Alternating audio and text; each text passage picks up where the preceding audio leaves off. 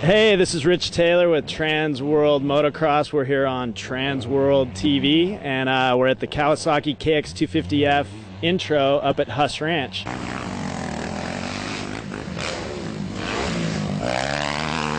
What we tried to do with the 07 model was, in the engine department, we really wanted to increase the bottom end power, but we didn't want to sacrifice any of the top end.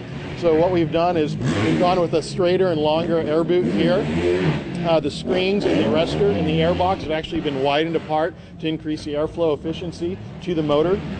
Have revised engine and carburetor settings here as well, so you really notice that nice good hit. But if you've ridden an 06, you'll also notice that top end power is still there as well. Motor-wise, about the same as last year. They made a few changes to the transmission, shifted a little bit smoother, a little bit more positive feel.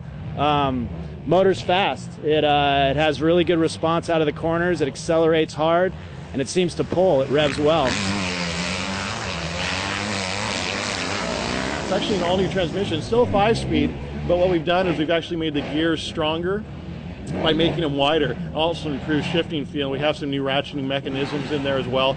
In terms of the engine performance, since it's been increased, we wanted to make sure that the cooling capacity was also taken care of. So what we've done is we've actually raised the height of the radiator on the right-hand side. It's 20 millimeters larger for better cooling capacity. They took the ridges out of the frame, made the frame a little bit more rigid. Now that sounds kind of weird with an aluminum frame. It seems like everyone else is talking about making it more forgiving and a little softer, but Kawasaki actually made it a little stiffer because their bike already turns really well. And the added rigidity actually makes the bike a little bit more stable coming into corners, little bit less head shake maybe. The whole bike just stays a little bit straighter on acceleration and on decel. Actually made quite a big difference. Here at Huss Ranch, the track's not real super fast, but there are some straightaways into some bumpy corners, and you could really tell the bike just stayed on a plane, stayed in track very well.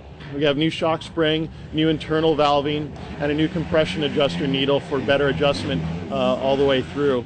On the forks, we're using the Showa twin chamber forks, and those have been revised in terms of valving as well, and we have some new sub springs on the forks, so better action, a little plusher ride. Suspension wise, Showa suspension stuff seems to work really well. Again, the track isn't super rough, but from what we could tell, it was sprung good for me. I'm about 165 pounds.